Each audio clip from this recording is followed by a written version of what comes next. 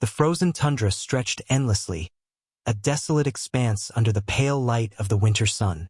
The rhythmic sound of a locomotive cut through the silence, a lone train winding its way across the vast Siberian landscape. It wasn't just any train. It carried a payload that could alter the course of history. Carloads of gold meant to fund the White Army in their struggle against the Bolsheviks during Russia's Civil War. Inside the train, soldiers in crisp uniforms guarded the treasure with a tense vigilance. They knew what they were carrying and how valuable it was, not just in wealth but in the power it represented. Every jolt of the train on the icy tracks made them grip their rifles tighter, scanning the frosty horizon for any sign of danger. Unbeknownst to them, danger was closer than they could have imagined. A few miles ahead, hidden among the dense, snow-covered pines, a group of Bolshevik operatives lay in wait. Their leader, a gaunt man with piercing eyes, gave no sign of nervousness as he checked his pocket watch. This was no ordinary robbery. This was a calculated military operation. The gold on that train was the key to funding the Red Army, to securing their revolution, to shaping the future of Russia. The plan was as intricate as it was audacious. The operatives had sabotaged the tracks ahead, forcing the train to stop at a narrow pass where they would have the advantage. The key was timing. Too soon, and they'd alert the guards. Too late, and the train would be beyond their grasp. Every man knew the risks. Failure wasn't an option. Their orders were clear. Secure the gold, no matter the cost.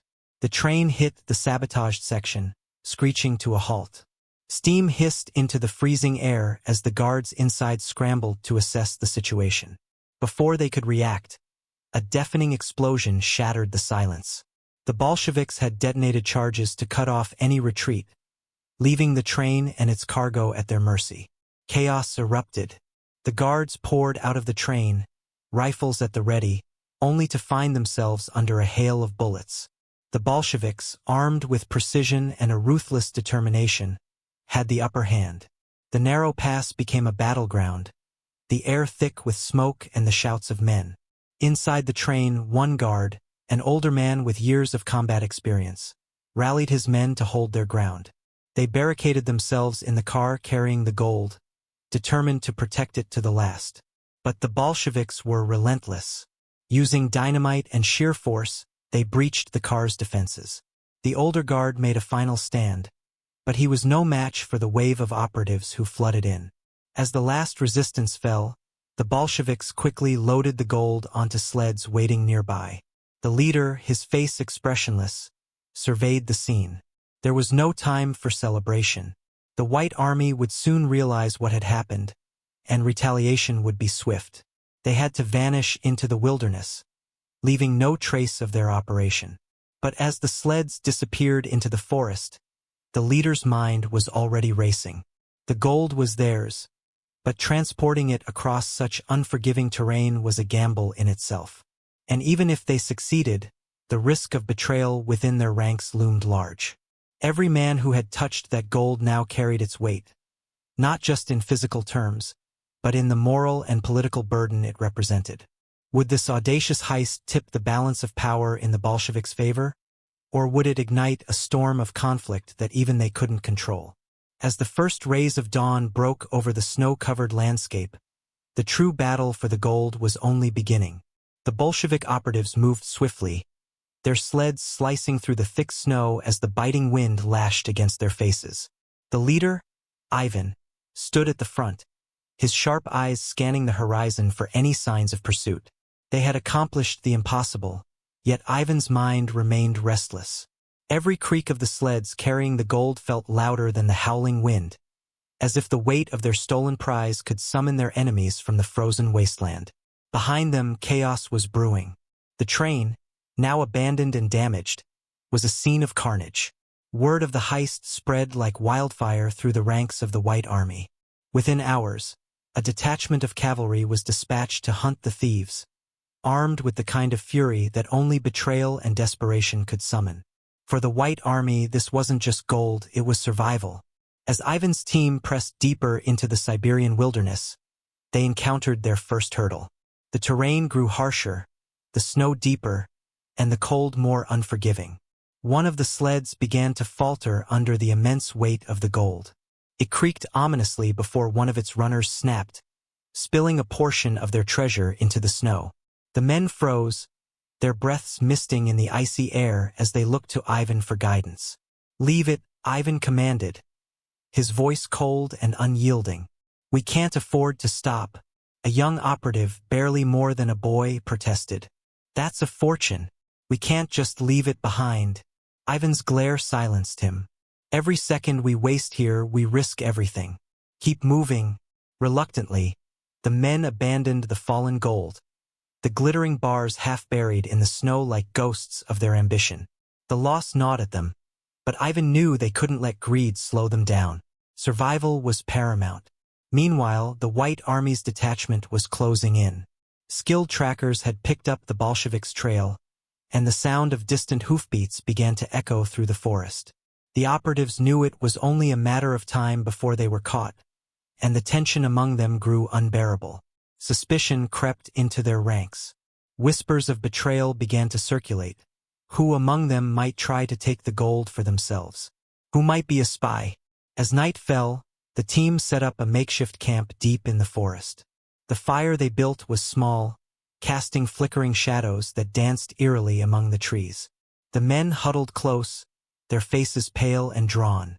The gold sat in the center of their camp, a silent reminder of their mission and their doom. Ivan stayed awake, his hand resting on the revolver at his side. He trusted no one, not even his closest comrades. His instincts told him the danger wasn't just behind them. It was within their own group. And he was right. In the dead of night, a shot rang out. The camp erupted into chaos as one of the operatives collapsed, blood staining the snow. Ivan sprang to his feet, his revolver drawn, scanning the darkness for the attacker. The men turned on each other, accusations flying as paranoia took hold. "Who fired?" Ivan barked, his voice cutting through the panic. No one answered.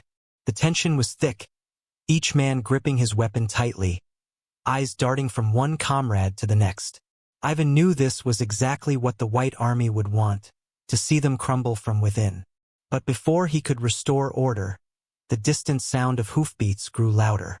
"They found us," one of the men whispered, his voice trembling. Ivan cursed under his breath. The White Army was closing in, and now they had a wounded man to slow them down. He made a quick decision. "We split up. 2 teams. Take as much gold as you can carry and head north. We regroup at the river crossing in 3 days." The men hesitated, but Ivan's authoritative tone left no room for argument. As they divided the gold and scattered into the forest, Ivan couldn't shake the feeling that their greatest enemy wasn't the White Army. It was themselves. Betrayal, greed, and fear had already begun to unravel them. As dawn approached, Ivan's team pushed on, the weight of the gold heavy on their sleds and their souls. The distant sound of hoofbeats faded, but the tension remained.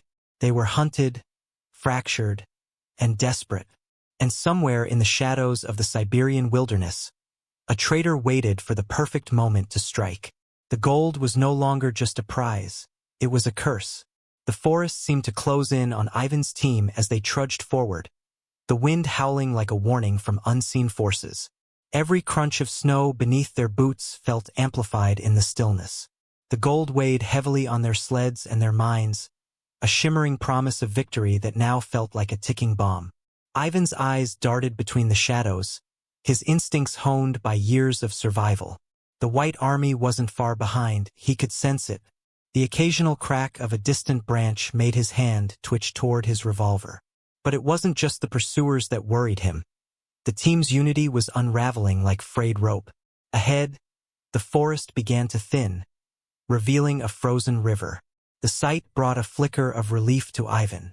The river crossing was part of their plan, and beyond it lay an intricate series of caves where they could regroup and wait out the hunt.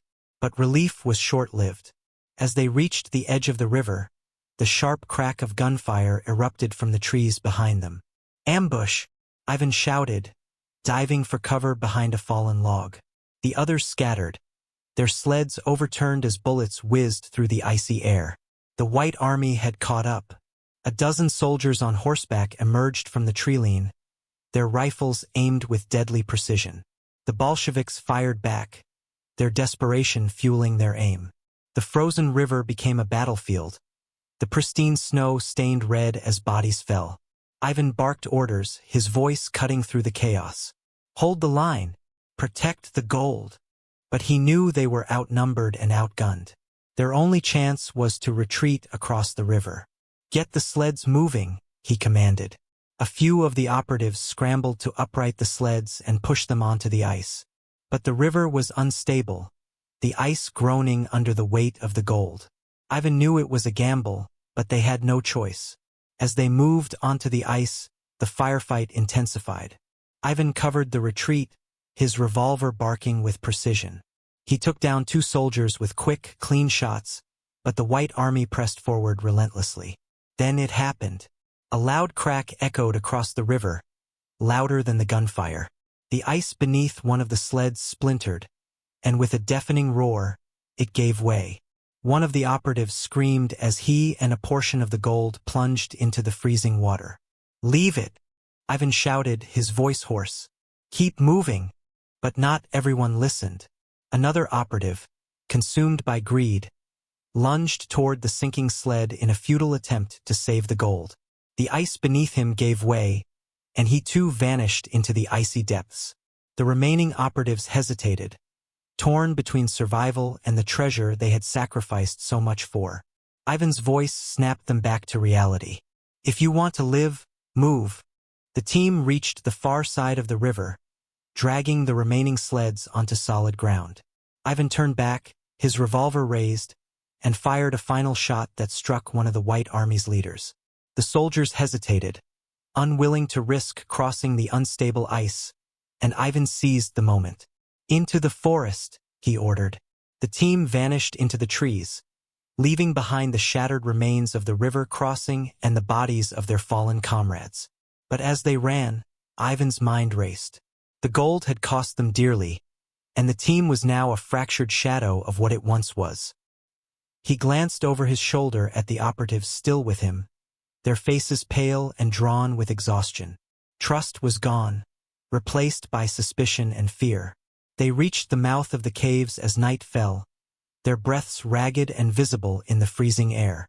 Ivan allowed them a moment to rest but stayed on high alert, his revolver never leaving his hand. He knew the White Army wouldn't give up so easily. Worse, he knew there was a traitor among them. As the men huddled around a small fire, their eyes darted between one another, each wondering who might turn on them next. Ivan didn't trust any of them, and he was certain the feeling was mutual. The air was thick with tension, and he could almost feel the betrayal simmering just beneath the surface. Then, without warning, one of the operatives drew a knife and lunged at Ivan. The leader reacted instinctively, his revolver flashing in the firelight. The shot echoed through the cave, and the would-be attacker crumpled to the ground. Ivan's voice was cold and sharp as he addressed the remaining operatives. "If anyone else is thinking about trying something, know this. I'll kill you before you even make a move." The men were silent, their faces pale with fear. Ivan knew the momentary peace wouldn't last. The real fight wasn't just against the White Army. It was against the greed and desperation that had infected his team. As the fire crackled and the shadows danced on the cave walls, Ivan sat with his back against the cold stone, his revolver resting on his knee. The gold was theirs for now, but at what cost? And how much longer could they hold onto it before it destroyed them all? The atmosphere in the cave grew heavier with each passing minute. Ivan kept his eyes on the group, the crackling fire doing little to warm the cold, mistrustful glances that bounced between the operatives. The gold sat in the shadows, its dull glint acting like a magnet for greed, pulling the men toward thoughts they dared not voice aloud. Suddenly, the distant sound of galloping hooves shattered the tense silence. Ivan shot to his feet, motioning for the fire to be extinguished. "They found us," he whispered, his voice low but sharp enough to cut through the tension. The men scrambled to douse the flames, plunging the cave into near-total darkness. The faint echoes of the White Army's approach sent chills down their spines. Ivan crouched at the cave entrance, peering through the sliver of moonlight filtering in. The White Army scouts were methodical, their torches sweeping the forest like searchlights. He estimated they had minutes, maybe less, before the soldiers would reach the cave. Retreat wasn't an option. Any movement through the forest would leave tracks in the fresh snow. They had to outsmart their pursuers. "We set a trap," Ivan said, his voice barely above a whisper. His mind worked quickly, years of guerrilla experience coming to the forefront. "We'll use the sleds to create decoys." The plan was simple but risky. They divided the remaining sleds into smaller loads and rigged a few with explosives hastily cobbled together from their dwindling supplies. The goal was to create a diversion, give the appearance of multiple escape routes while delivering a deadly surprise to anyone who followed the wrong trail. As the men worked quickly and silently, Ivan couldn't ignore the unease simmering beneath the surface. The traitor, if there was one, could sabotage their efforts at any moment. He kept a close eye on everyone, his hand never straying far from his revolver. When the trap was set, Ivan issued the final order. "Split into pairs and take separate routes. Follow the map I gave you and regroup at the secondary location by dawn. If you're not there, we assume the worst." The team dispersed, dragging the decoy sleds into the night. Ivan took one operative with him, a wiry man named Victor who had proven his loyalty in past missions. Together, they moved swiftly but cautiously, their sled gliding silently over the snow. Behind them, the trap sprung into action. The sound of an explosion echoed through the forest, followed by shouts and confusion. Ivan allowed himself a grim smile. The White Army had taken the bait, but their relief was short-lived. As they pushed forward, Ivan noticed something that sent a chill down his spine. Their tracks were too exposed. The moonlight betrayed their path like a spotlight, and it wouldn't be long before their pursuers caught on. "Victor," Ivan whispered, "we need to cover our tracks." He motioned for them to veer off the main route, steering the sled toward a denser part of the forest where the canopy blocked out the light. The going was slower, but it offered a crucial advantage. As they worked to obscure their trail, Ivan's paranoia deepened. Victor's silence was unnerving, and Ivan couldn't shake the feeling that his partner's loyalty might be wavering. When they stopped to catch their breath, Ivan finally confronted him. "Why so quiet, Victor? You're usually full of ideas." Victor hesitated, his face partially obscured by the shadows. "Just focused, Ivan. That's all." But Ivan wasn't convinced. He kept his revolver within easy reach, every muscle in his body coiled like a spring. Trust was a luxury he could no longer afford. Suddenly, a sound cut through the stillness, a rustle of branches, too deliberate to be the wind. Ivan froze, signaling for Victor to do the same. He strained his ears, his heart pounding in his chest. The noise came again, closer this time. They weren't alone. "Ambush," Ivan muttered under his breath.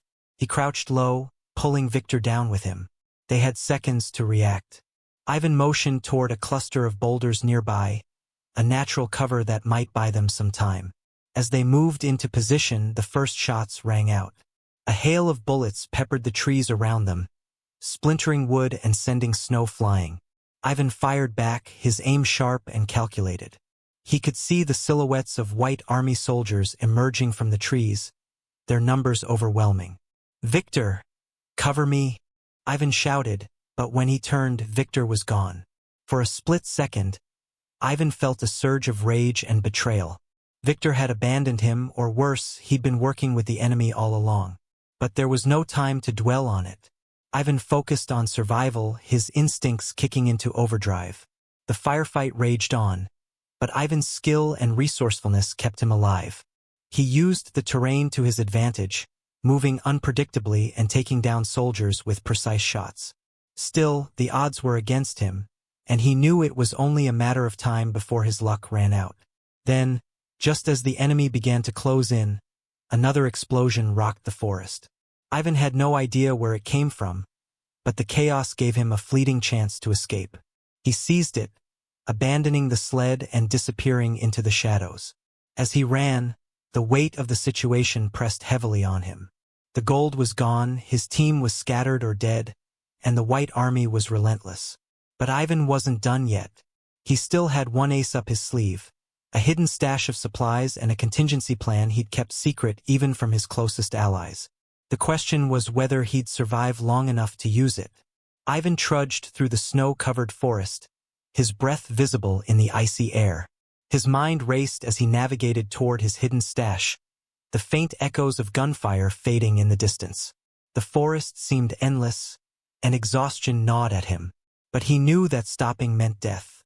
Hours later, Ivan reached the concealed hollow where he had stashed emergency supplies. Inside were rations, a spare weapon, and a map marking a little-known escape route through the mountains. He quickly ate, regained his strength, and set off, knowing the White Army wouldn't relent until they found him or the gold. As he ascended the rugged terrain, the events of the past days weighed on him. The betrayal of his team, the chaos of the ambush, and the reality that Victor had vanished without a trace left him reeling. He wondered if Victor had survived, or if he had played a part in the treachery. By the time Ivan reached the peak of the pass, dawn was breaking. He looked back at the vast forest below, now eerily quiet. The gold, the symbol of their struggle and sacrifice, was likely in enemy hands, or scattered in the wreckage of their decoys. Yet Ivan felt an odd sense of clarity. The mission had been compromised from the start, but his fight for survival and the cause was not over. The Bolshevik forces would rebuild. Ivan vowed to return to his comrades and regroup. The gold had been meant to fuel their revolution, but their spirit and resilience would ultimately carry them forward. As Ivan disappeared into the misty mountain pass, he became a ghost of the forest, a living symbol of perseverance and defiance.